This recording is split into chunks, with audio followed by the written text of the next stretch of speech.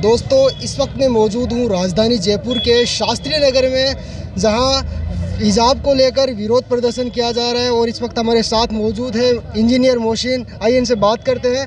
Sir, ये जो हिजाब का जो विरोध प्रदर्शन किया जा रहा है वो जयपुर में और भी जगह होगा या फिर यहीं होगा?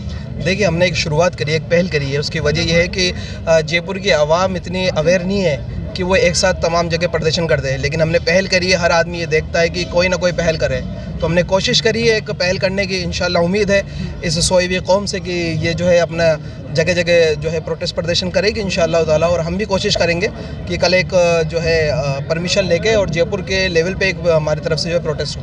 जी, ये मामला कर्नाटक का है, लेकिन जो विरोध प्रदर्शन हो रहा है वो जयपुर में हो रहा है, तो इसकी ज़रूरत क्यों पड़ी आपको? इसकी वजह यह है कि कर्नाटक और जयपुर मेरे हिसाब से दोनों ही शायद हिंदुस्तान के हिस्से हैं। जी, अगर सर पे चोट लगेगी तो जिस्म को पूरे को दर्द होगा।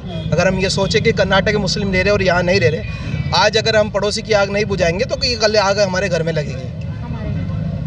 हिजाब को लेकर एमपी सरकार भी कानून बनाने जा रही है, इस पर आप क्या कहना चाहेंगे? शायद मुझे लगता है कि एमपी सरकार ने कॉन्स्टिट्यूशन खोल के देखा होगा और उनको शायद आर्टिकल जो है 25 फ्रीडम ऑफ रिलीजन और आर्टिकल 14 लिक्विडिटी बिफोर लॉ, शायद उनको उनके पेजेस नहीं मिले, उसमें मिला नहीं है उनको। शायद उन्होंने वो या फिर उसको दरकिनार कर दिया है या फिर निकाल के फाड़ दिया है। इस वजह से वो सोच रहे हैं कि हम जो है इम्प्लीमेंट कर सकते हैं, लेकिन ऐसा होगा नहीं जब तक संविधान जिंदा है। इंशाल्लाह हमें उम्मीद है इस हिंदुस्तान के कॉन्स्टिट्यूशन से और इसके आइन से कि जो है ये हिजाब के बैन नहीं हो सकता। आप क्या कहना चाहेंगे? I just want to inform one thing. Zee News के चैनल में एक एंकर का मैंने बयान सुना था कि उन्होंने कहा था दैट हिजाब इज़ नॉट मैंडेटरी, ऐसा कुछ था। उन्होंने कहा कि कई स्टूडेंट्स हैं जो विया किए बिना कॉलेज जा रही हैं, तो आप भी कुछ टाइम के लिए जब तक कोर्ट कोई फैसला नहीं लेता है ऐसा कर सकती हैं। बट वाई सो वी, हम क्यों करें? क्या हमें स्कूल कॉलेज ये अलाउ नहीं कर सकते कि थोड़े दिन हम हिजाब पहन कर जाएँ? And if they have read it, the Article 25, then it provides us the right to wear the clothing we want to wear. जो हम पहनना चाहते हैं वो पहनने का हमें अधिकार दिया जाता है, तो हम क्यों ना पहने? And they are not saying that they will not wear the uniform. वो नहीं कह रहे कि हम यूनिफॉर्म नहीं पहनेंगे. They are just asking for wearing hijab. Why so they can't allow this? Why so? क्यों नहीं allow कर सकते हैं? It's just a basic thing. We want a right. It's our right to follow our religion. Have they not read it, the constitution? उन्होंने constitution नहीं पढ़ा है। देखिए, आप आर्टिकल 14 और आर्टिकल 25 के बारे में आप कुछ कहना चाह रहे थे, क्या कहना चाह रहे थे? मैं ये कहना चाह रही थी कि आर्टिकल जो 14 है उसमें है राइट्स टू इक्वालिटी, यानी जो हिंदुस्तान का हर शहरी, हर मुल्क का जो जितने भी लोग हैं उनको सबको समानता का अधिकार है। तो फिर हमारे साथ ये भेदभाव क्यों हो रहा है? जबकि कॉन्स्टिट्यूशन तो 1949 में लिखा गया है। अगर कुछ लिखा ही जाता है तो उस वक्त लिखा जाता ना। तो ये लोग तो पढ़े लिखे हैं नहीं, लेकिन हम तो पढ़े लिखे हैं ना। तो ये बात है, ये कह रही थी मैं। और जो 25 में उसमें भी समानता का अधिकार है। तो ये जो ये लोग जितना चाह रहे हैं ना, ये जितनी भी बार बार आएंगे ना, हम उससे डबल ताकत से उनको जवाब देंगे। हम डरने वालों में से नहीं है, समझ गए? हम बिल्कुल डरने वालों में से नहीं है। उनसे कह दे, ये समझ ले कि हम बिल्कुल डरेंगे नहीं, और अगर हमारे पर उंगली उठाई ना तो हम उनका हाथ तोड़ देंगे। समझ में आ गई? ये कह रही हूँ।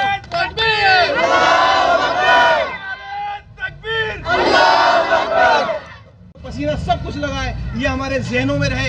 और सबसे बड़ी बात, ये जो आज मुसलमानों की बच्ची ने आज वहाँ पे कर्नाटक में जो प्रोटेस्ट किया है, उसकी वजह मेरे भाइयों एजुकेशन है। एजुकेशन, तालीम है, इल्म है। हम हर एक चीज़ में चोचले में आगे रहते हैं, अपने गोटों में, अपने शादियों में, अपने जो हर एक जो है सब किसी चीज़ में। लेकिन एजुकेशन हमारे से पीछे पड़ी हुई है। जो है अपने पशे पुष्ट जो है एजुकेशन को डाल रखा है। अगर एजुकेशन को हम इम्प्लीमेंट करेंगे और हमारे समाज में एजुकेशन को फैलाएंगे, तो याद रखना इस बात को। आज एक बच्ची ने आवाज़ उठाई संवैधानिक तरीके से, आप तमाम के तमाम आवाज़ उठाने वाले बन जाओगे इंशाअल्लाह ताला। और जितने भी गंदी सोच वाले लोग हैं, हम यहाँ के जरिए से एक मैसेज पहुँचाना चाहते हैं। ये वो लोग नहीं है जो हिंदू मुसलमान में एकता में विश्वास रखते हैं। ये वो लोग नहीं है जो अमन पसंद है। ये वो लोग नहीं है जो सेकुलर है। ये असामाजिक तत्व लोग हैं, इनको हम सेकुलर नहीं कह सकते। ये हिंदू मुसलमान की जो है उसमें एकता में विश्वास नहीं रखते। हिंदुस्तान की खूबसूरती यही है कि यहाँ पे सारे धर्म के लोग रहते हैं। हिंदुस्तान की खूबसूरती यही है कि यहाँ पे सारे मजहब के लोग रहते हैं। हिंदुस्तान की खूबसूरती यही है कि यहाँ पे मुसलमान दिवाली में शरीक होता है। हिंदुस्तान की खूबसूरती यही है कि हिंदू यहाँ पे ईद में शरीक होता है। ये हिंदुस्तान की खूबसूरती है।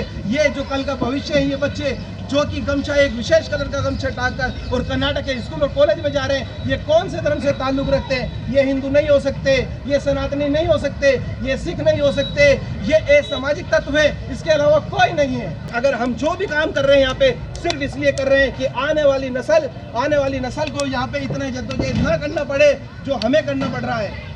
तो आप जितने भी लोग हैं यहाँ पे, आने वाली नस्ल के लिए कुछ करिए, भीख मांगिए, चंदा करिए, अपने मकानात को बेचिए, लेकिन स्कूल बनाइए, कॉलेजेस बनाइए, क्योंकि बगैर तालीम के आप हिंदुस्तान में सर्वाइव नहीं कर सकते। अगर आप कम पॉपुलेशन की वजह से याद रखना, अगर आप कम पॉपुलेशन की वजह से अगर पॉलिटिक्स में हिस्सेदारी नहीं कर सकते, लेकिन एजुकेशन के जरिए से सिस्टम में हिस्सेदारी बना सकते हो। और याद रखो, हिंदुस्तान को सिस्टम चलाता है, पॉलिटिक्स नहीं चलाती। हम सिस्टम का हिस्सा बनाए, हमें अभी से बच्चों को तैयार करें कि बेटा तुझे पॉलिटिशियन बनना है, कि बेटा तुझे आरएस बनना है, तुझे आईपीएस बनना है, तुझे कलेक्टर बनना है। और हमने हिंदुस्तान को पसंद किया है इस बुनियाद पे कि हमारा मुल्क है, क्योंकि गली गली और चप्पा चप्पा अगर छान के देखेंगे तो मुसलमानों हमारे बाप अजदाद की कब्रें हमें कब्रिस्तानों में नजर आएगी। इस मिट्टी को उठाकर देखेंगे तो इसमें से जो खुशबू निकलेगी वो हमारे बाप दादा की खून की निकलेगी। और अगर हम इसकी ईंट और दीवारों को सुनेंगे तो हमारे बाप दादों की पसीनों की जो है इसमें से खुशबू निकलेगी। हमने ये मुल्क को जो है अपना पसंदीदा मुल्क बनाया, हमने ठुकराया है दूसरे के संविधान को, हमने ठुकराया है जो है दूसरे मुल्क को, और हमने हिंदुस्तान को पकड़ के रखा है। लेकिन उसके बावजूद हमारी बार बार हमारे इम्तिहान लिया जाता है, कभी सीए के नाम पर, कभी यूएपीए के नाम पे, कभी 3 तलाक के नाम पे। क्या हम हिंदुस्तान में इम्तिहान देने के लिए आए हैं? क्या हम बाई चॉइस और बाई बर्थ नहीं है? ध्यान में रखें, हम अल्पसंख्यक नहीं है। लोग बोलते हैं कि तुम माइनॉरिटी हो, अल्पसंख्यक हो, ये लोगों की गलत फहमी है। हम हिंदुस्तान की सेकंड लार्जेस्ट मेजोरिटी है, हम हिंदुस्तान की सेकंड लार्जेस्ट मेजोरिटी है। अगर किसी कौम के बाद में हिंदुस्तान में किसी की तादाद है तो वो मुसलमानों की तादाद है। हम अपने जहनों को साफ करें और ये इस बात को हम लेकर आए और सोचे कि अगर हम हिंदुस्तान में रहते हैं तो सेकंड लार्जेस्ट मेजोरिटी है। जब हम सेकंड लार्जेस्ट मेजोरिटी की बात करेंगे तो लोगों का जहन ये रहेगा कि ये भी मेजोरिटी में है, अल्पसंख्यक नहीं है, हमें दबाया नहीं जा सकता, कुचला नहीं जा सकता, हमें किसी से डरने की बात नहीं है। एक बच्ची कर्नाटक के अंदर जो है 100 लोगों पे भारी हो गई, उसको घेर के और उसको जो है दबाने की कोशिश करी, लेकिन अल्लाह पाक ने अपने नारे में इतनी ताकत रखी है, उसने कॉन्स्टिट्यूशन के दायरे में, संवैधानिक दायरे के अंदर अपने जो है अपने धर्म का प्रदर्शन किया और अल्लाह अकबर का नारा लगाया। और वो ये कोई अल्लाह अकबर का नारा लगाना, ये कॉन्स्टिट्यूशन राइट देता है हमें फ्रीडम ऑफ रिलीजन के ऊपर, जो है इक्वलिटी के ऊपर, ये हमारा संविधान का राइट है और हम इसको इस्तेमाल करें। और याद रखो, मैं आप सबको एक चीज़ को कहना चाहता हूँ, कभी भी कोई भी चीज़ अगर मुसलमानों के ऊपर आती है तो उसकी वजह वो खुद मुसलमान होता है। अगर आज सिखों के ऊपर कोई हमला नहीं करता और सिखे के ऊपर कोई उंगली नहीं उठाता तो उसकी वजह ये, उन्होंने अपने धर्म को मजबूती से पकड़ा हुआ है, उन्होंने अपने मजहब को मजबूती से पकड़ा हुआ है। आज हमारे अमाल को उठाकर देखे, हमारे बच्चों को उठाकर देखे, हमारी मस्तूरात को उठाकर देखे, हमने 5% हम उसको इम्प्लीमेंट करते हैं और 95% हमारी बहनों ने हिजाब उतार कर फेंक रखा है। इसकी जिम्मेदारी हमारी खुद की है, लेकिन वो बहरहाल वो दूसरा मैसेज है, वो दूसरी बात है। लेकिन जब तक हम हिंदुस्तान में रहेंगे, कॉन्स्टिट्यूशन के दायरे में इंशाअल्लाह ताला हिजाब के अंदर हमारी माँ बहनें रहेंगी इंशाअल्लाह ताला।